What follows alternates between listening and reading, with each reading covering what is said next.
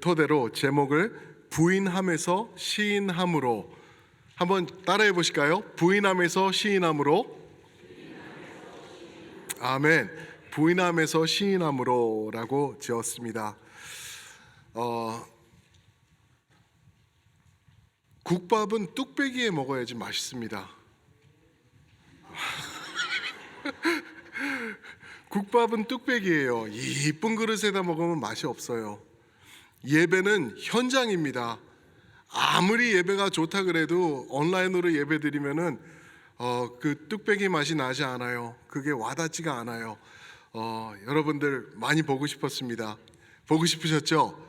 우리 한번 옆에 계신 분들 향해서 보고 싶었습니다, 사랑합니다 한번 인사 나눠주세요. 아멘. 아멘.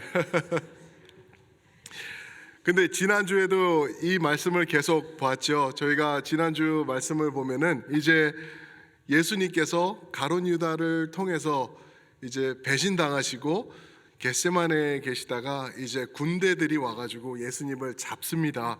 그 이야기가 되는데 3절에 보면 군대, 대제사장들, 아랫사람들이 함께 횃불과 그 무기를 가지고 와서 예수님을 잡아갔다고 얘기를 하고 있습니다. 여러분들 확실한 거는요, 예수님께서 무력하셔서 잡히신 게 아니라는 것. 예수님은 충분히 제어하실 수 있었지만 11절을 보니까 하나님의 뜻, 하나님이 허락하신 그 잔을 받기 위해서 잡혀주셨다라고 말씀을 진행되고 있습니다. 그 다음에 오늘 말씀에서는 예수님께서 이제 심판 때에, 신문 때에 신문 받으시러 이제 서시게 되십니다.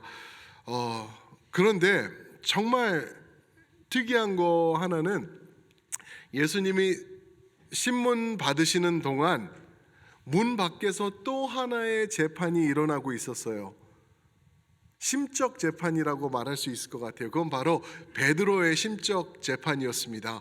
예수님은 안에서 대제사장을 통해서 신문을 받고 계셨나 하면은 베드로는 문 밖에서 신문을 받고 있었어요. 왜 이 저자 요한은, 예수님의 제자 이 요한은 베드로의 이야기와 예수님의 신문 받은 것을 마치 한 스토리처럼 이렇게 엮어서 하나로 지금 이렇게 말을 하고 있는 걸까요? 분명히 특별한 의미가 여기 들어 있어요. 그죠? 그 의미가 뭐냐면, 그 이유가 뭐냐면은 베드로의 예수님을 부인함을 예수님의 시인함으로 회복하여 주신다라는 것인 줄 압니다. 아니 그게 무슨 말이지? 잘 오셨어요. 오늘 그 답을 드리기 위해서 오늘 저희가 이 말씀을 좀 참고해 보기를 원합니다. 먼저 우리가 봐야 될 것은요, 대제사장의 음모와 베드로의 부인함입니다. 대제사장의 음모와 베드로의 부인함, 이게 첫 번째 포인트입니다. The plot of high priest and Peter's denial. 여기서 이상한 점 몇 가지를 여러분들 보셨을 거예요. 그죠? 이게 괜찮은 건가? 이게 맞는 건가? 하는 점들이 있는데, 먼저 12절 13절을 읽으면 이렇게 나아갑니다. 이에 군대와 천부장과 유대인의 아랫사람들이 예수를 잡아 결박하여 13절 먼저 안나스에게로 끌고 가니 안나스는 그 해의 대제사장인 가야바의 장인이라. 먼저 우리가 여기 좀 의문이 가는 점들이 몇 개 있는데, 먼저 지금이 시간대로 몇 시쯤인가를 좀 봤으면 좋겠어요.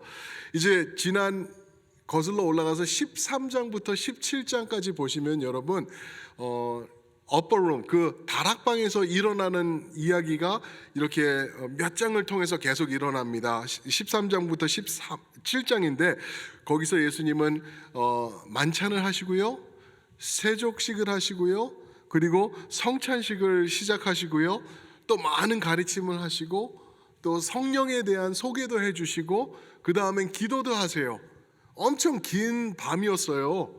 저녁 시간에 저녁 먹고 그 많은 것을 진행하고 많은 가르침이 있었던 것은 지금 시간이 몇 시쯤 됐냐면은 못해도 일러도 12시부터 새벽 2시쯤, 12시부터 새벽 2시라고 말합니다. 그래서 이제 보면은 이 신문 재판이 끝난 다음에 27절에서는 꺾이요 닭이 우는 거예요. 그렇죠? 그러니까 새벽 시간에 이 신문이 일어났다라는 것을 말하고 있는 것이죠. 사랑하는 성도 여러분, 12시부터 2시 또는 3시 요 사이는 어떤 시간인가요? 그때 집 밖에 나가 있다가는 엄마한테 두드려 맞는 시간이 맞죠? 그때는 밖에 나가 있으면 안 되는 시간이에요. 왜 그런지 아시죠? 그때는 선한 일이 있을 수 없는 시간이죠.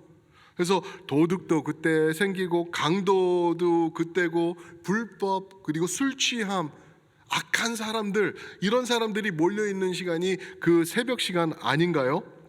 그런데 어떻게 유대 재판을 대낮에 하라고 있는 재판을 이 새벽 시간에 진행을 했는지 우리가 봐야 되는 것이죠. 그래서 예수님을 지금 이 군대 수백 명이 와서 예수님을 끌고 무기를 들고 뭉치를 들고 예수님을 끌고 누구에게 간다고요? 14절 보니까 13절 보니까 안나스에게 간대요. 이 안나스가 누군지 우리가 또 봐야 되겠죠. 그죠? 안나스는 주후 6년부터 15년까지 장기 집권을 했던 대제사장이에요. 장기 집권 이것도 말이 안 돼요. 왜 그러냐면 대제사장직은 민수기 35장을 보면은 일평생 하게 돼 있어요. 그래서 히브리서로 건너간 다음에서는 우리의 영원한 대제사장 되신 예수님은 죽지 않으신다, 영원하신 대제사장이다라고 말하지 않습니까? 그런데 안나스가 이때 주후 15년까지 집권을 했습니다. 당시는 대통령이 없었어요. 왕이 없었어요. 그러니까 이스라엘 유대 땅에서 가장 높은 위치가 이 사람이었다는 거죠. 많은 파워가 있었어요. 그러니까 로마가 이 유대 땅을 장악하고 있을 때 이게 싫었던 거죠. 한 사람에게 too much power, 너무 많은 파워가 가 있는 거예요. 그러니까 이제 내려오게 했는데 내려온 다음에 더 재밌는 일들이 일어납니다. 안나스의 5명의 아들이 있었는데 그 5명들이 이 대제사장직을 맡아서 계속해서 이어갑니다. 뿐만 아니라 오늘 14절 보시면은 이제 안나스가 가야바에게 보냈는데 가야바는 누구라고요? 안나스의 사위예요. 그러니까 집에서 다 해먹은 거예요. 집에서 다 해먹고 그래서 안나스가 돈이 굉장히 많았대요. 돈이 많아가지고 굉장히 인플루언처하고 영향력이 있던 그 사람인데 먼저 실세인 안나스에게 예수님을 끌고 가서 안나스에게 보이고 안나스가 이제 오케이 진행해 라고 했을 때 이제 대제사장 가야바 자기 사위에게로 그를 내려 보내는 것을 이제 볼 수가 있죠. 이런 불법 행위가 지금 새벽 가운데 버젓이 일어나고 있었던 것을 말하고 있습니다. 그러는 동안 이 일이 진행되는 동안 베드로는 문 밖에 있었습니다. 문 밖에 대제사장의 집 뜰에 들어가서 아랫 사람들과 불을 쬐고 있었대요. 날씨가 추워가지고. 그런데 어떻게 베드로가 여기를 들어갔냐는 거죠. 어떻게 그 자리에 들어가서 대제사장 집의 뜰에 있었나 보니까 15장 보니까 15절 보니까 대제사장과 친분이 있는 제자의 도움으로 들어갔대요.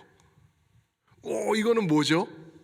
12제자 중에 대제사장과 친분이 있는 사람이 있었나?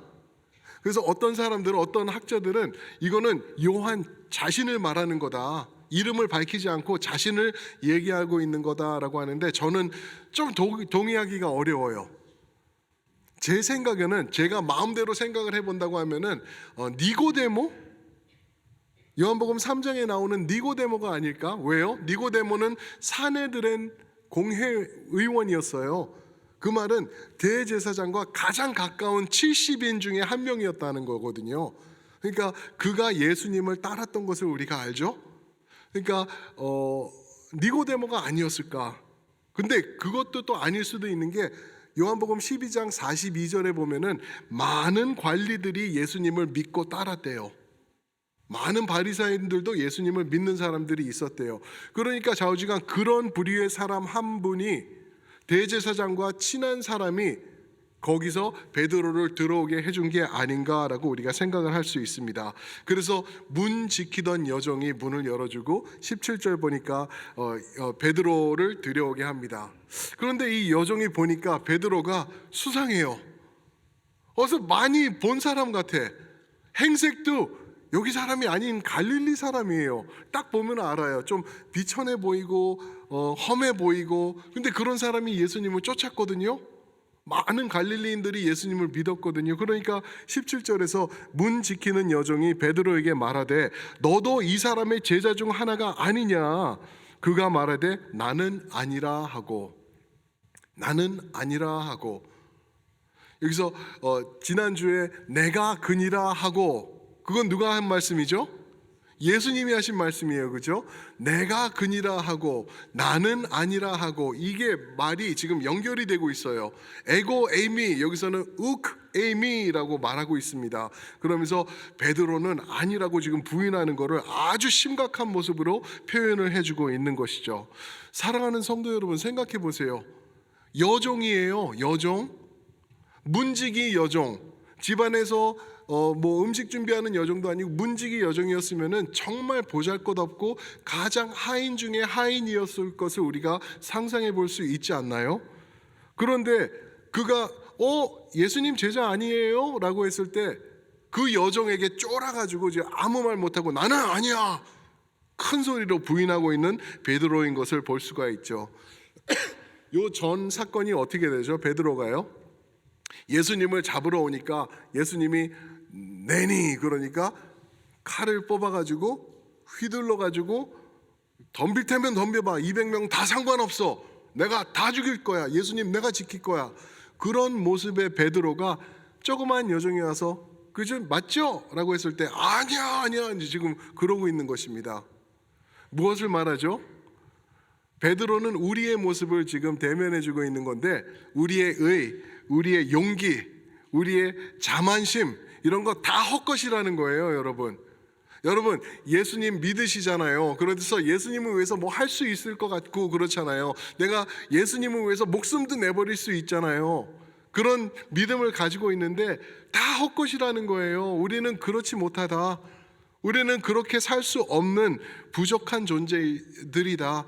요만한 여종이 와가지고 당신 예수 믿는 사람 맞지요? 라고 할 때 우리는 아니라고 할 베드로와 같은 존재라는 것을 우리에게 지금 보여주고 있는 것입니다. 자, 그러면서 두 번째 포인트로 이제 넘어가 보면 더 심각해지는 내용을 보는데요.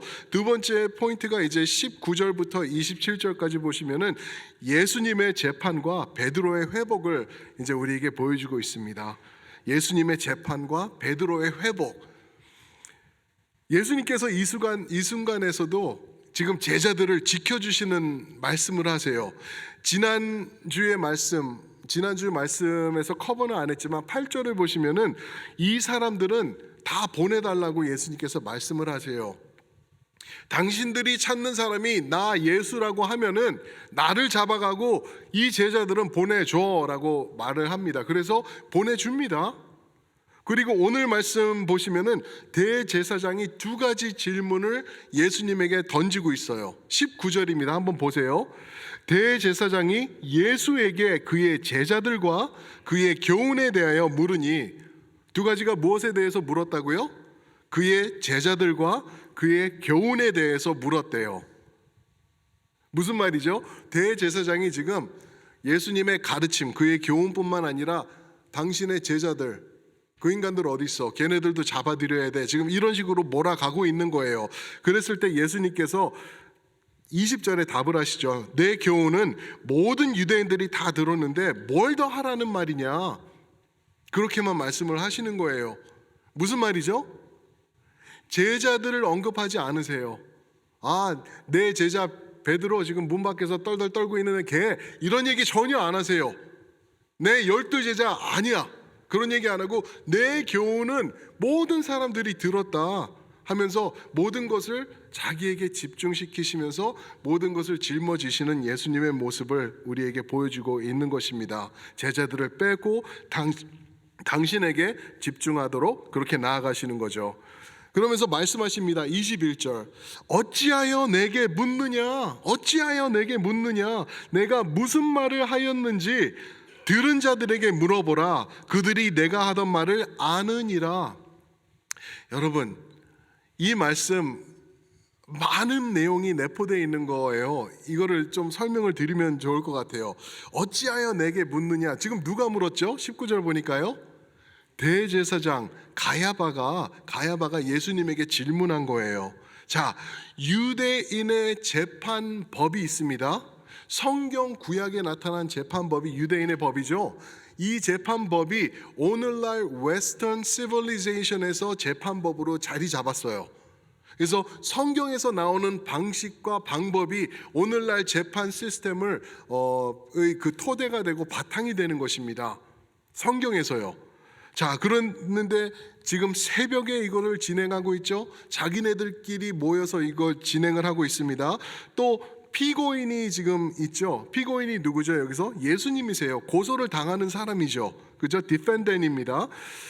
디펜덴이 있을 때 디펜덴이 직접 말을 할 수가 없어요. 그게 재판법입니다. 모든 법은, 모든 증언은 증인들을 통해서 이루어지도록 돼 있어요. 한 사람, 두 사람 증인들을 데려다가 증언할지니, 그런 말씀이 있지 않습니까? 그것이 중요한 거예요. 모든 증언은 증인들을 통해서, 직접 목격했던 목격자들을 통해서 증언이 되어야 되는 거예요. 여러분 상상해 보세요. 예수님이 그 많은 사람들을 고치고 많은 그 몇천 명을 먹이고 그랬어요. 만약에 그 사람들이 다 와가지고 그 혈류병 앓던 여인이며 그 병을 앓던 사람, 죽었던 사람, 나사로, 이런 사람들이 다 와가지고 예수님에 대해서 증언을 했다고 하면 어떻게 될까요? 예수님은 그 자리에서 임금이 될 뿐만 아니라 많은 영광과 존귀를 받을 거예요. 그런데 증인들은 한 명도 없었던 것을 보고 오히려 대제사장이 질문을 하고 있는 거예요. 여러분, 대제사장이 질문하는 것 이 자체도 불법이었습니다.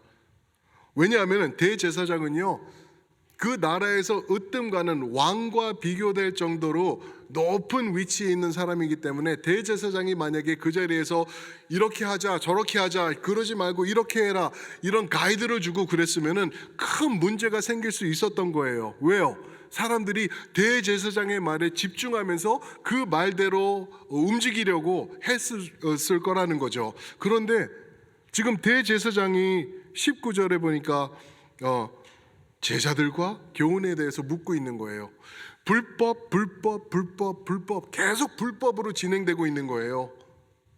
온전한 성경적인 방식으로 예수님을 재판했다고 하면은 예수님은 풀려나는 것뿐만 아니라 많은 영광과 존귀를 받으셨을 텐데, 불법으로 새벽에 모여서 불법으로 대제사장들이 질문하며 불법으로 증인 없이 지금 진행하고 있는 상황이 벌어지고 있는 거라는 거죠.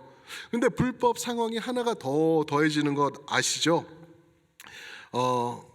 22절 보시면은 아랫사람 하나가 손으로 예수를 쳐 이르되, 이거는 영어로 보니까 slap이라고 나오더라고요. slap해서 예수님을 쳐서 이르되 내가 대제사장에게 이렇게 말할 수 있느냐라고 말을 합니다.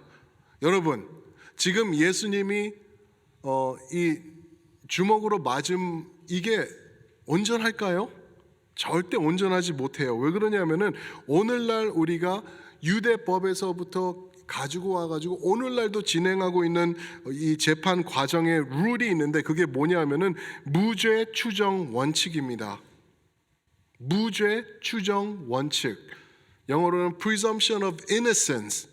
presumption of innocence 무슨 말이죠? 누구든 유죄 판결을 받기 전에는 무죄라는 거예요.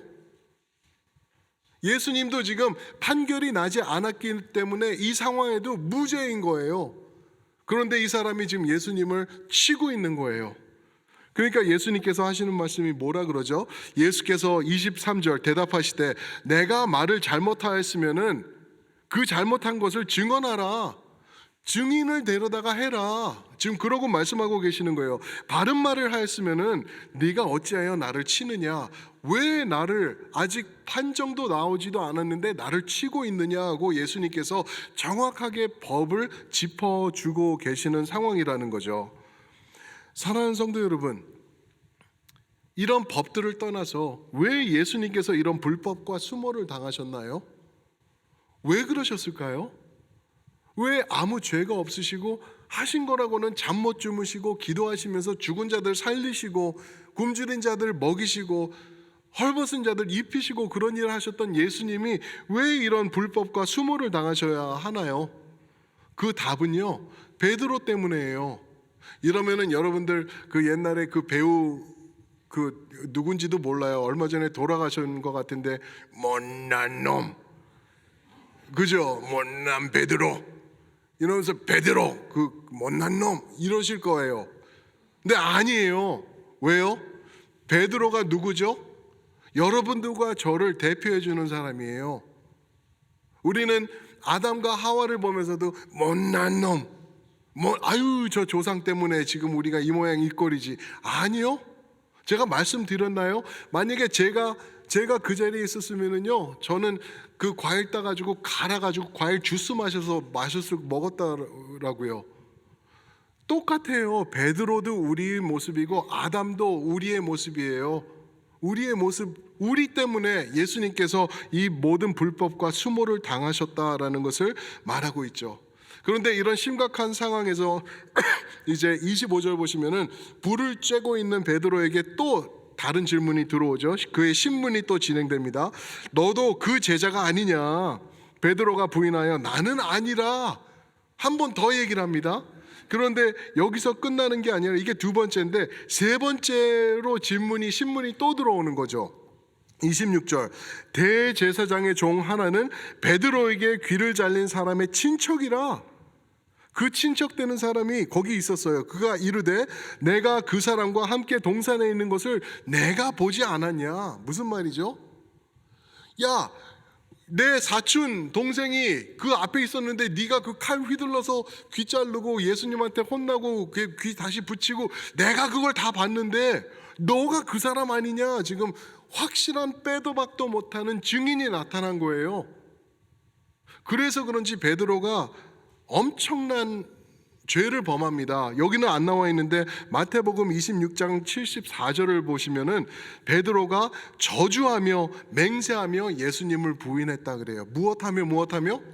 저주하며 맹세하며 예수님을 부인했대요.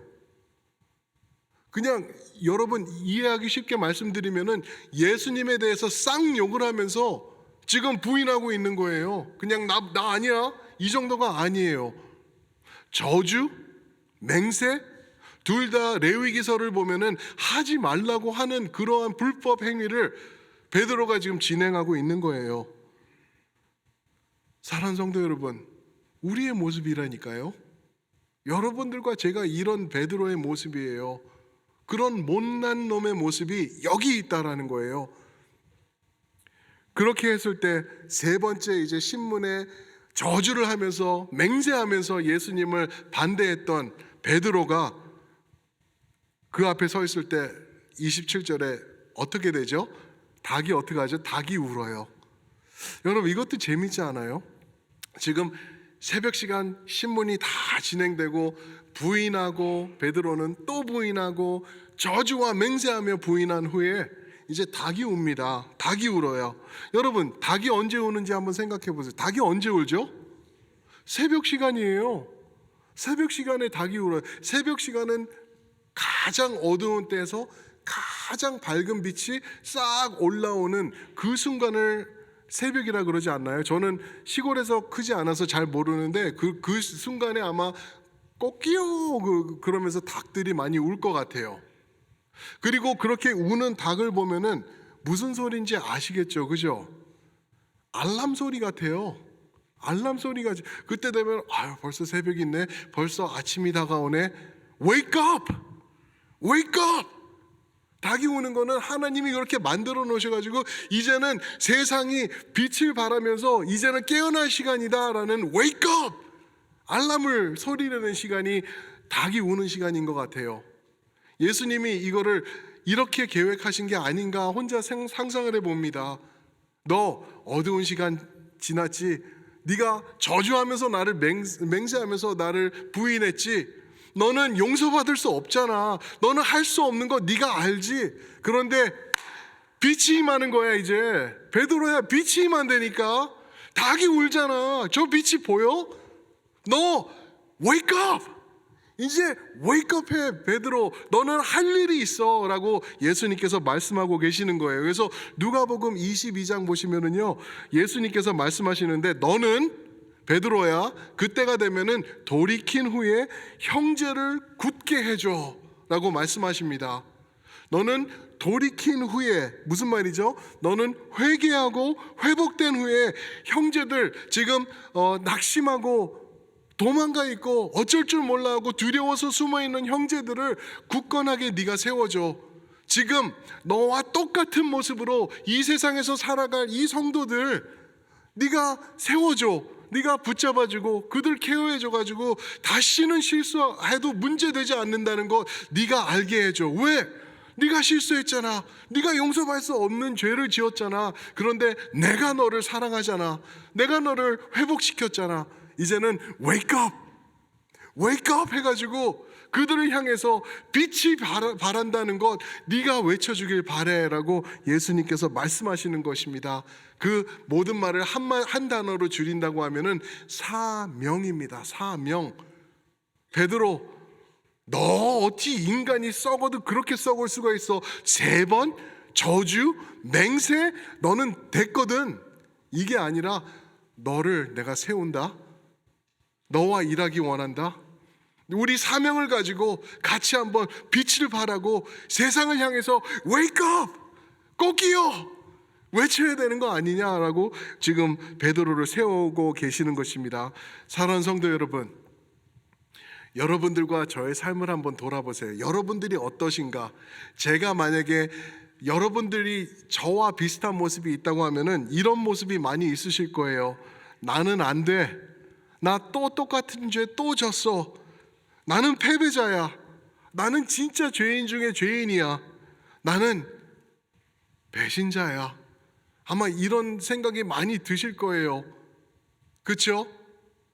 나는 아니야. 나는 거룩해. 그럼 승천하세요. 그러면 바로 승천하시면 되고.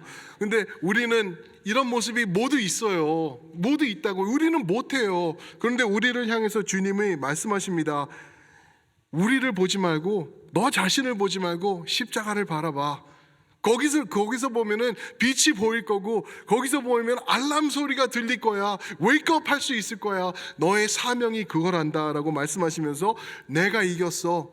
너 자신은 실패했을 수 있어도 너를 사랑하는 내가 이겼고 내가 너에게 생명을 줬어. 누구도 너를 정죄 못해 라고 말씀하시는 줄 믿습니다.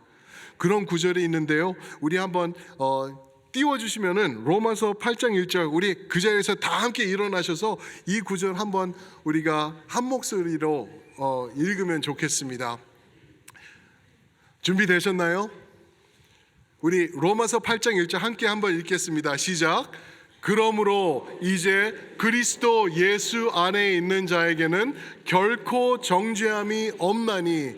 아멘. 한번 다시. 그러므로 이제 그리스도 예수 안에 있는 자에게는 결코 정죄함이 없나니. 여러분들 예수 그리스도 안에 계시는 분들만 아멘 하시기 바랍니다. 여러분들은 정죄함이 없습니다. 예수님이 세우십니다. 예수님께서 이미 확정하신 줄 믿습니다. 아멘. 이제는요 베드로 같이 일어나야 돼요. 좌절하고 넘어져 있고 나는 안 돼, 나는 이대로 이제 죽어야지, 이게 아니라 그래 이게 나다. 이런 부족한 나를 예수님께서 회복시켜 주셨고 이제는 세상에 예수님의 사랑을 선포하라고 나를 보내신다. 우리 그런 모습으로 일어나서 세상을 바라보는, 세상을 향해 나가시는 우리 모두가 되길 주님의 이름으로 축복합니다. 아멘.